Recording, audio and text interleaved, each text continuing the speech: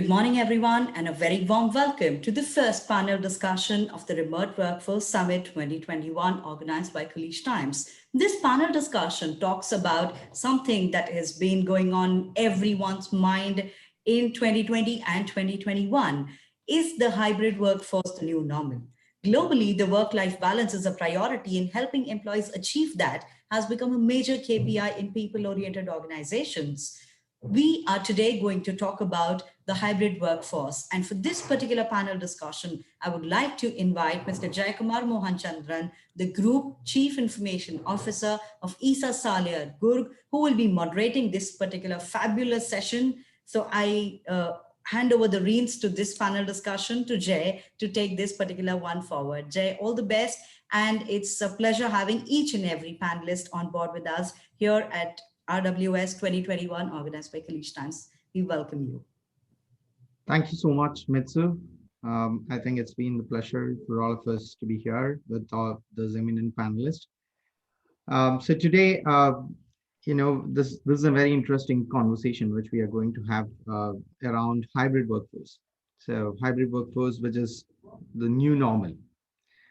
I think employers around the world are straddling a bridge between yesterday, when most employees at most companies were physically present at work, and tomorrow or now, today, where we don't know, like the possibility of safe return to the traditional workplace is all depending on the vaccine or some other effective treatments. I think as leaders, we all have now two challenges: how to manage the remote working conditions amid the uncertainty of today, and how to prepare for and optimize the hybrid working models of tomorrow. So for this, I have, few of the panelists from different companies over here. We have Emma Shakespeare from SAP, Jayesh Maganlal from DMAC, Venkatesh Mahadevan from Dubai Investments, Christine Belangshe from Nizan, from Mubadala, from Samar Elnari from Nissan. So let me take you through this interesting panel. And my first question will be to Emma. Mm-hmm. I think, Emma, we have been talking about this in multiple forums about the hybrid workforce. Yeah. In the heart of a hybrid workforce model, there are multiple ideas of shared ownership and trust, and that helps organizations break down long-held beliefs and potential myths. Yeah. The most interesting conversation is whether the work is done most effectively, or do you think that we can trust the employees being allowing them to work from home and things like that? So what's your view on this, Emma? Yeah, I think interesting question. Thank you, Jay. So I think in my career so far, I've had 15 years experience as a remote worker in lots of different roles within my career. And I think I've been fortunate enough to kind of live through, I think there's certainly been a change in terms of the perception of remote working. And I think I've seen it from both sides. So typically, if you work from home, you're kind of out of sight, out of mind. There's that perception about not being as productive as if you were in the office.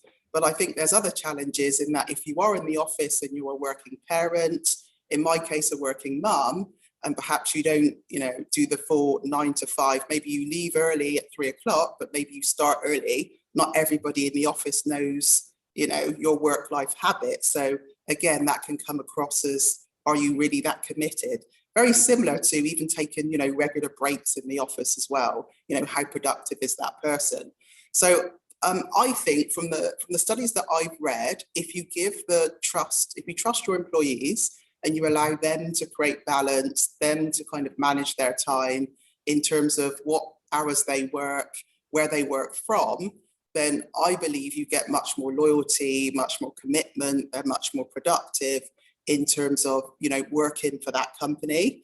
And as I work for a software organization such as SAP, I know that there's great tools to enable individuals to work from home, so that everyone and those employers have visibility of that employee and what they're doing. So if it's a case of, being visible so that when they're starting their work, whether it's conferencing, whatever it may be, there's now technology that allows employees to be able to have more variety in terms of their working hours, but also their location. Okay, that's great to hear. I think that's an interesting dimension for software companies or for technology companies. I think it's been like this for quite a number of years. But for others, this has been, the so-called new normal. So, Christine, my next question is to you. I mean, do you think this type of working has improved productivity and employee satisfaction? What's your take on that? Thanks, Jay. Again, very interesting question. I think that at the beginning of this pandemic, yes, that was the first reaction. We were like, oh my God, we can do as much at home that we can do in the office. And I think that it was the new normal. It was new. It was exciting. People like cherished the fact that they could work from home. But I think that quickly, and depending on which country you were in, but especially in the UAE, when everything was locked down, like nobody was working from the office, the kids were at home. Mhm. Quickly enough, you realize that work-life balance doesn't exist anymore, and that's where you started to see a peak in and stress-related sick leave or reaction that were not that much, that were present in the past, but not as recurrent as they became. So yes, productivity has peaked, but it it took over your freedom, your liberty, and your work-life balance. So I have heard people saying, I work even more from home. I don't know when to stop. I don't have this physical entity of saying, okay, I need to leave the office to go home. So being in your office at home, surrounded with your family, having multiple stops here and there, then what we have seen is a certain flat in the productivity and sometimes down. Now, due to increase in anxiety, so many times I've heard people lacking sleep, not being able to sleep, difficulty focusing because of many interruption. Going 50-50 is sometimes disturbing, moving the laptop from home, going back to the office. And there's other people that really enjoy it, that for them, it's okay. There is a component as well as human being, we're social being. And not being in the office at one point, you kind of lose touches with your colleague.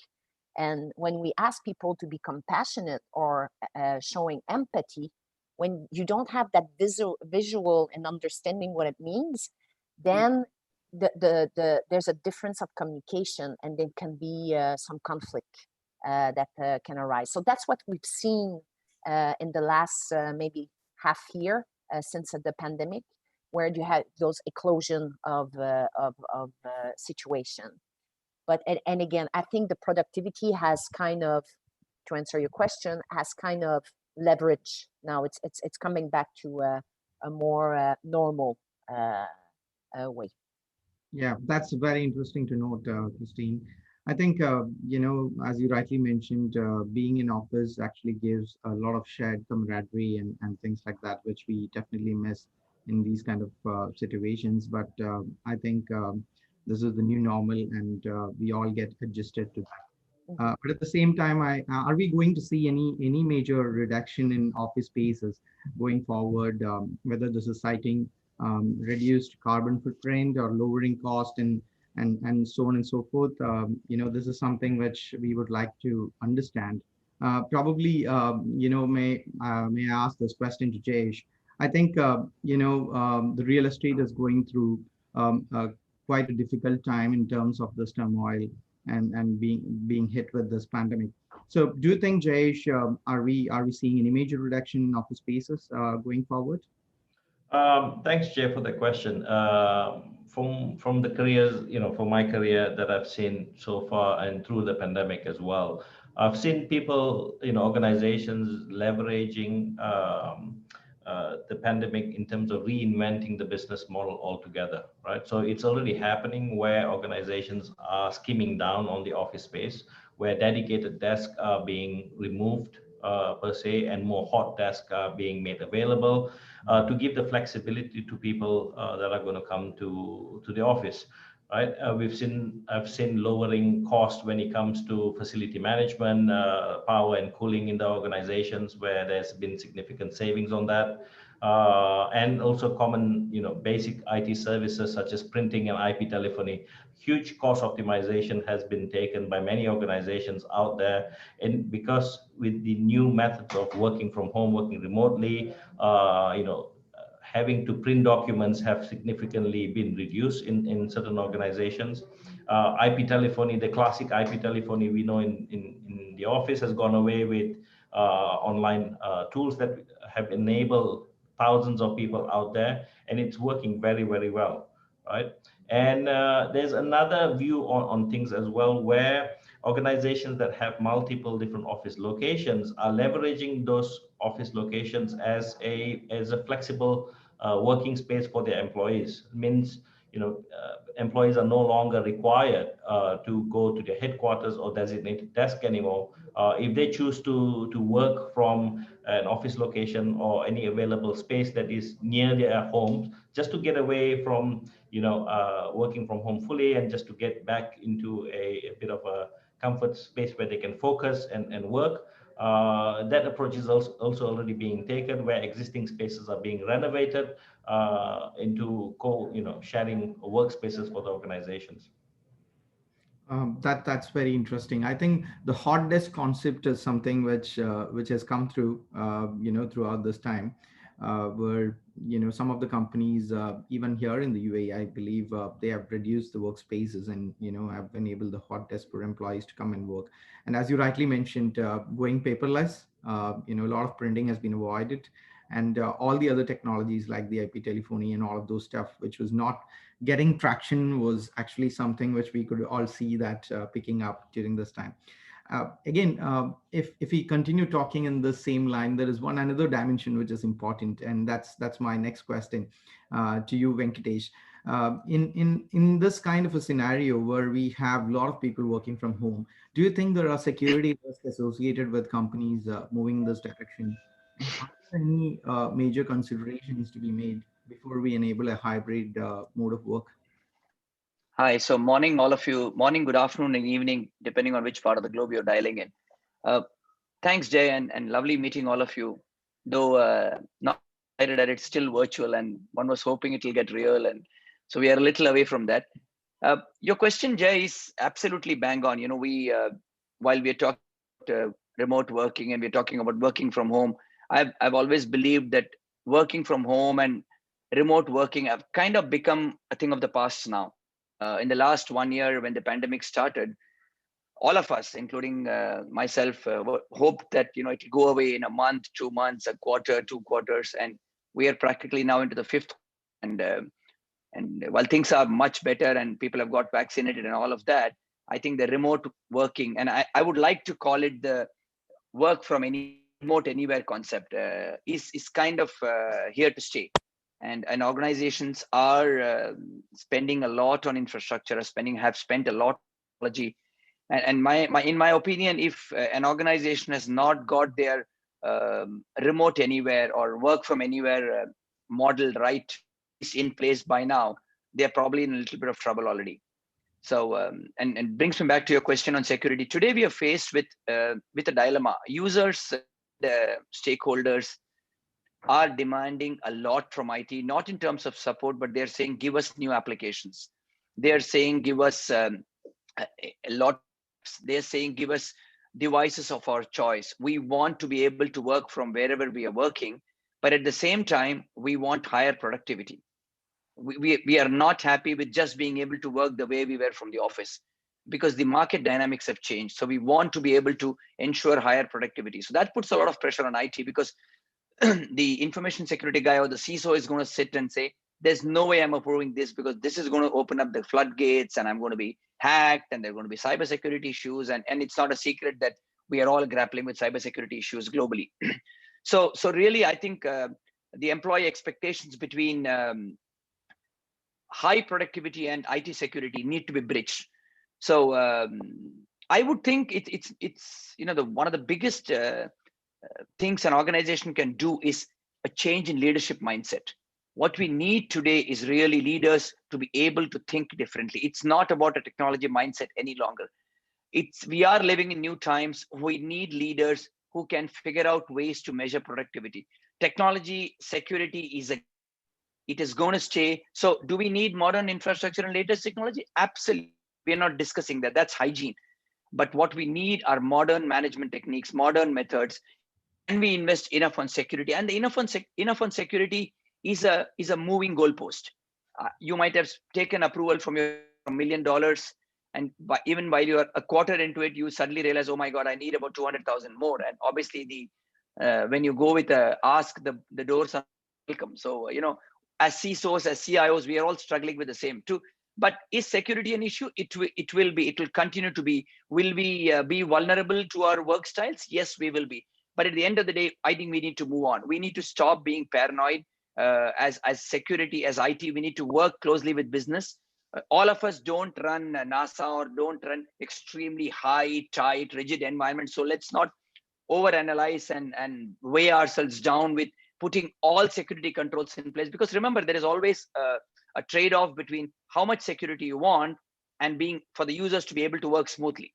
So I think that is the challenge that organizations will bridge. So it's really up to leadership, and it's up to people saying, this is fine, I will live with this, but then I will figure out a way with IT on how to take care of my data and secure it. Wonderful, wonderful. I think you put it really well, Venkatesh. There is no meaning in being paranoid, and we have to move on. Yeah. With that, my next question is to Samar. Samar, just a while ago, Christine was talking about the employee satisfaction and the increased productivity and stuff like that. As a VP of Nissan in the region, and how do you see this hybrid work culture evolving in the region? And do you see this has an impact in the overall work-life balance of an individual? Right. Thank you, Jay. Good morning, good afternoon, everyone. Thank you for this opportunity. I don't want to repeat what my colleagues are saying with regard to the various phases we all went through from remote working, all this stuff, but maybe I will tackle it from a different point of view, which is more an industrial point of view. Not all industries have the luxury to be working remotely, right? So take, for example, an industry like the car industry, like a Nissan or other automotive industry, we produce cars. You can produce cars virtually. Hopefully you can in future, but this is not the case, right? So if you think about the various phases we went through, so you literally divide the workforce into non-essential office-based kind of employees and office and factory-based employees, where you have to cater for both kind of population. Remote working, everyone started by, remote working, what's essential, hard work, software, immediate survival kind of mood, right? If you think about the plants, it's more about distancing and the use of technology to help us to maintain distancing. So all your preset ideas about Six Sigma, lean, small space, this is not going to work anymore, right? You need to make sure that you design your shifts in a way that you have enough distances. We employed a small piece of technology, but was very important, which is like the badges of the employees. We put the technology in it in case if they come closer to each other with more than 1.5 meters, it actually beeps, it alerts the laborer to stop and be away from their colleagues. And then you go into this pivot phase. What I'm saying is that it's getting longer. Countries are, we're very lucky in UAE because we didn't have a major lockdown, but in other countries, I will pick up on India, some locations in Africa and predominantly Europe, you have this ups and downs scenario and you pivot and you just think this is not going to go back to normal after a few years maybe, right? And then you come to the realization as an organization is that there are very important things that we had before, but we didn't put a lot of emphasis on, like mental health. Employees are working from home. We are realizing that they need some assistance. Programs and employee assistance programs comes into play. Transparent communications, what's going to happen to my job, what's going to happen to my salary, etc. It's very important to have transparent communication. And I like what Venkat says about productivity.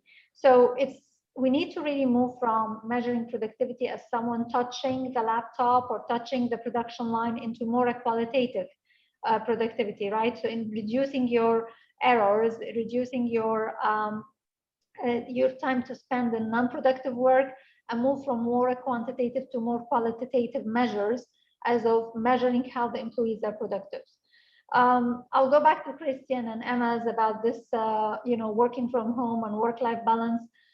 We need to start creating those virtual borders between the office and home, because what we're finding out is that the mental health of the employees are very much impacted. If they're still working for like an hour before they go to sleep, they tend to dream about the work, which is very unhealthy, and there is no kind of continuation about their personal and professional life. So all in all, there is two different sides of the stories when you talk about industrial company, but you still need to cater for both.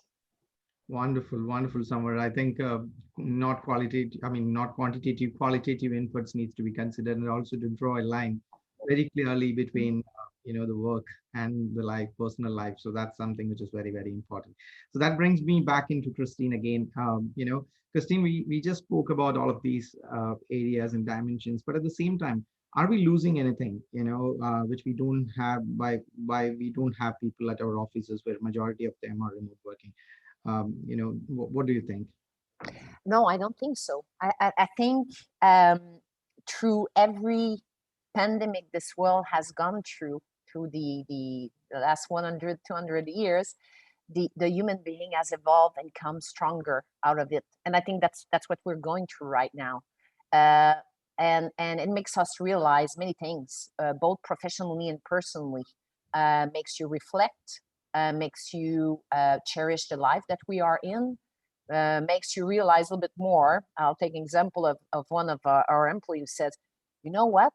I did my meetings walking outside, and I realized that, oh my God, there's so many garbage here and there. So I started to, as I had my meeting and walking, I was picking up the garbage. So I was saving the environment. So there was such thing will not happen maybe before, but there's a beautiful thing out of it. And I think this will continue. We will grow stronger, better. And I think it's there to continue. This remote working, this 50-50, this virtual thing will continue, and we will adapt to it. We just need to be have the realization that we are right in the midst of it, and we need to be very acute to the people surrounding us, and not lose the social touch. So and that is really, really important. It's critical. We are a human being, social human being at the end of the day. So no, we're not losing. We're just growing and getting better. Wonderful, wonderful. I think that again adds one more dimension, which is something like all the majority of the companies which are going through this phase are or we have already done or enabled, as Venkatesh mentioned. If anybody has not done, they are always out of the game at this stage. But still, we would like to understand: is there any checklist that needs to be considered? And I would like to understand this from you, Emma. How does SAP, from an SAP standpoint, how do you think? And what are your comments on this particular area of discussion which we are having? Yeah, so I think it's a big area because there's obviously a lot to consider. And I think some of the points, I think a few of the panelists have already talked about earlier. But I think I'd say three things come to mind for me. I think number one, it's considering the employees. So I think Summer spoke about it earlier, that even in this hybrid approach, you're still going to have a diverse set of employees, but some of them will be fully remote and will rarely be in the office. You'll have others that will have a hybrid type of approach where maybe half of their time will be in the office, half of it at home.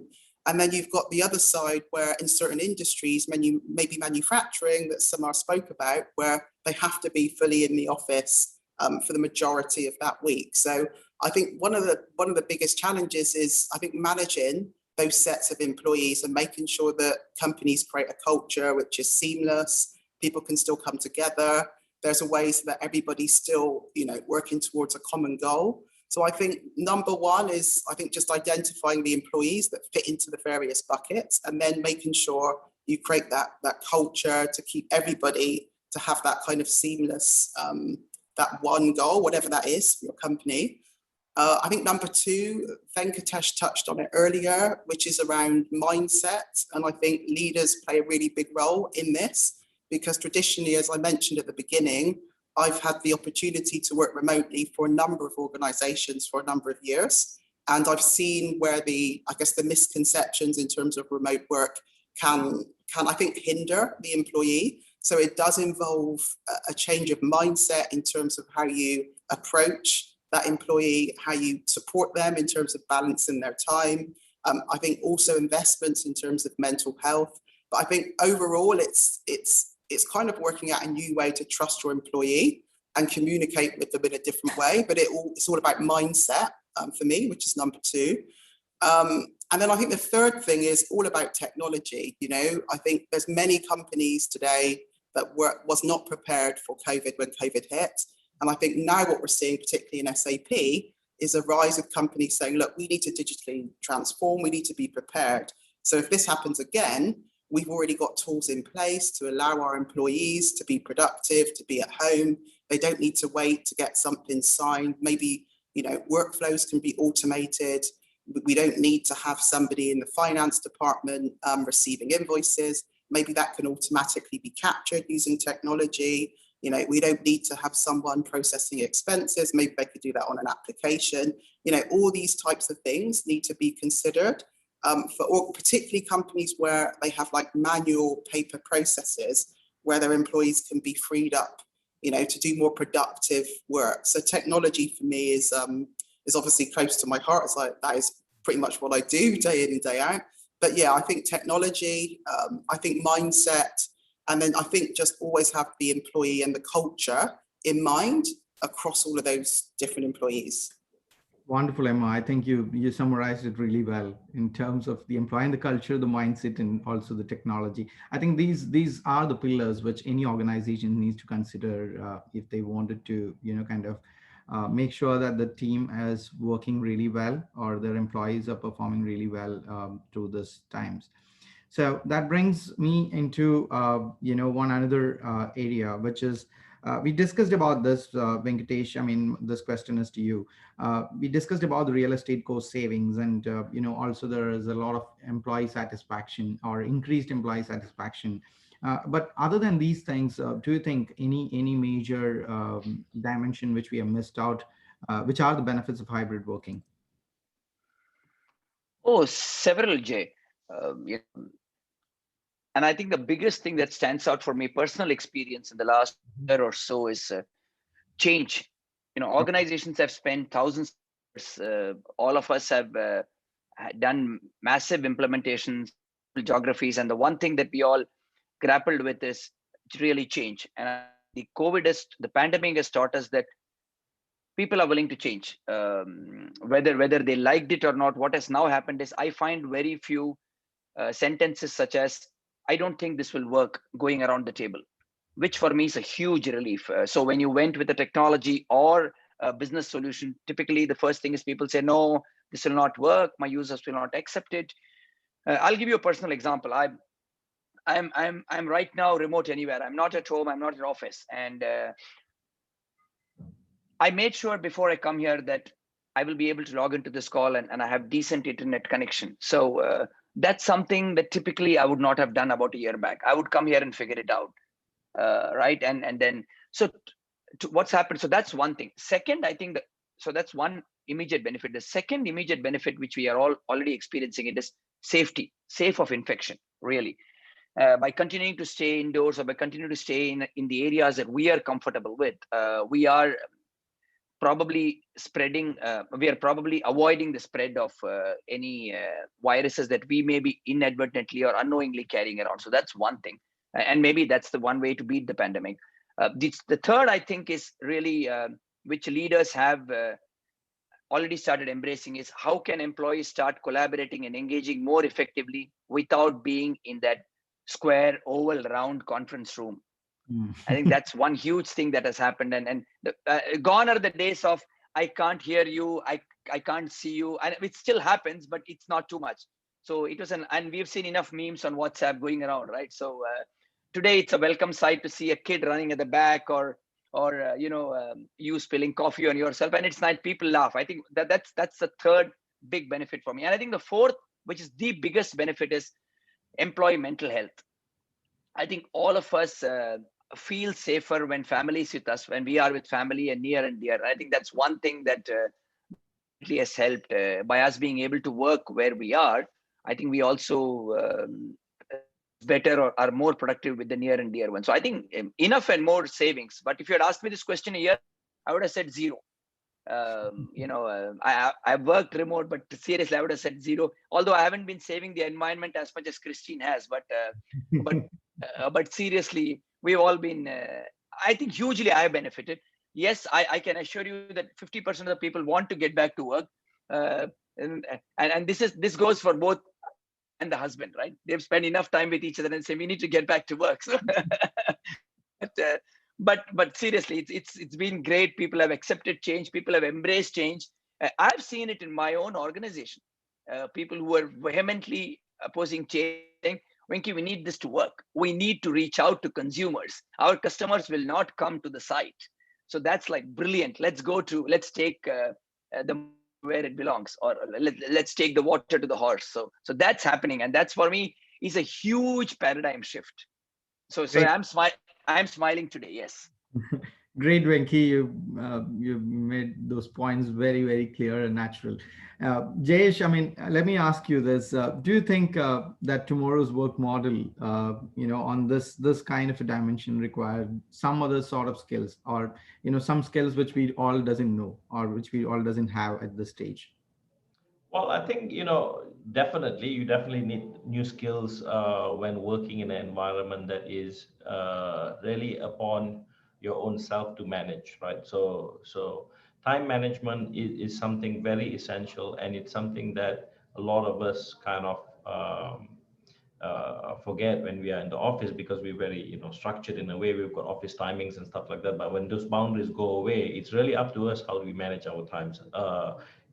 And you start seeing people who get exhausted with online meetings, and because they're not having their breaks, they're not having enough time on their feet to walk around. At least in the office space, you walk around, your feet are getting exercise, but you start feeling a lot of weakness when it comes to your strength, your body, your mind, and your focus as well. So having a new level of structured way of working, having the certain level of discipline to have the work-life balance is very important, and it's a new skills to acquire, and it varies from individual to individual, right? And some people make sure they allocate they block out times in their calendar specifically for breaks and fill that in with healthy activities. And some others do it in a very different way, right? They have standing desks, they work, they exercise while they work, and whatever is suitable to them, right? And by going back again, having better task management skills to ensure that it's more of an outcome-based and time-based approach, right? So you work with your own flexibility to deliver the outcome is more important than your whereabouts and where you are, when you are available. Of course, in meetings you're expected to be there, but how you deliver your deliverables, it's again that it relies back to the trust of the organization. It relies back to how the working model of the organization is going to be, right? And like how Emma mentioned earlier, it's about having the new trust model, right? It's about getting away from this mindset of being out of sight, out of mind, right? And when you have the right trust model, and this will deliver a very different outcome. And the other one more very important thing that I feel is, when it comes to hybrid working, is we need to bring in a new skill set as a function as well, which is about how do you engage teams digitally, right? So having digital engagement activities to celebrate success. When you were in the office, when new achievements are done, people used to celebrate, used to, meet together. So we are a social being at the end of the day, but how do you do that digitally? So having alternate ways to celebrate, to keep your teams engaged, to still be, to still socialize, it's also a new line of activity that should come in. Great, great. Thank you, Jayesh. I think it's time for us to almost time for us to wrap up. So my last question is to you, Samar. We have gone through this pandemic situation, and the resilience was the key. How are CCUs and companies like yourself preparing for a resilient pandemic future? Yeah, thanks, Jay. So to sum up the opinions of my colleagues on the panel, I mean, on the business side, businesses needs to be more adaptable. I'm calling it the bouncing business, because you have a downturn and you bounce back with maybe new offerings, new services, new way of doing things. You also need to, as a business, to invest in a very resilient supply chain. Because it's going to impact you. It's not only the pandemic, not only your own capability, but also the capability of your supply chain. So surviving through disruption, whether by new offerings, by investment in technology, by investment in health safety is very important now, the way we set up our office spaces, the way we encourage our employees to get vaccinated, etc. The other thing is the skills. So considering the new offering the companies are looking at, you need to really upskill your workforce to be more technology savvy than before. You also need to have new means to engage and retain your hybrid employees in the hybrid environment. And also it gives companies a big opportunities to tap on pools of talents that they never been hiring from before. Why do we have to hire from the same pool of geographical talent that we're currently in? I mean, there's a lot of talent outside there. The last but not the least is the employer value proposition. So the employer value proposition is changing big time. There is no one size fits all. I'm a person that I like human interaction. I would like to come to the office at least few days a week to interact. Some people may prefer to stay home. It's very different right now. So no one size fits all. So mental health, the purpose of the business, the social responsibilities, and investing in health and safety and employee assistance programs are very important these days.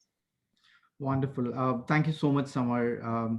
I think that brings us towards the end of this discussion. I think, we have few questions coming up from the audience. So without wasting much of the time, let me just quickly, take one or two questions from there. There's an open question, so anyone can answer that. How important is it to focus on attracting talent digitally? So anyone wish to answer? Christine, would you like to contribute? So for us, we've seen that switch, and this is something that was planned before the pandemic, but it happens at the right time. At Mubadala Health, we had brought in the system called Higher View. So it's a way of recruiting digitally. So the candidate just go in and answer the questions and provide videos of themselves. And I was just amazed by that tool and how easy it is to go through. I went through 9 interviews during one day, just skimming through. You pause, you go get your coffee, you come back, you put the notes and everything. It was so easy to go through that. And then all of a sudden you realize that when you go through that when you look at the candidate is you need to be able to do that kind of interview. We're so used to be on one-on-one and even virtually like we're doing right now, and doing those videos without anybody and just answering the question. Then you see how you need to be versatile, agile, adapt to that, stay focused, answering the question, not go, here and there. There's nobody to remind you to go back to the question. So it's all a new set of skills, and it's beautiful to see that. And I think that helps in selecting the right candidate, because if we are to continue virtually like that, then you have to have this ability to stay focused while remotely working, being able to be versatile, like Sama was saying. It's in the office, at home. It could be either one or the other or both. So I think that this digitally recruiting has just brought us more flavor into the candidates that we are selecting. Wonderful. Yep. Thank you so much, Christine. And No problem. we are on time now. We just have to wrap up this panel. Thank you so much, Emma, Jayesh, Venkatesh, Samar, Thank you for joining this today. I think it was a great discussion, and we have a lot of pointers to carry out for the audience and key takeaways out of this discussion. I wish you all the very best, in your own leadership positions. Thank you so much for joining. Thanks, Jay. Thank you, Jay. Bye. Bye. Everybody. Lovely meeting you all. Everyone. Thank you very Bye-bye. much from each and everyone here at Kalish Times. We truly appreciate you giving the time and being a part of this fabulous panel. Thank you so much. And Thank you. Jay, for excellent moderation. Thank you. A very Thank good you. day, and thank you Thank very you. much. Bye-bye. Bye. See you. Bye-bye.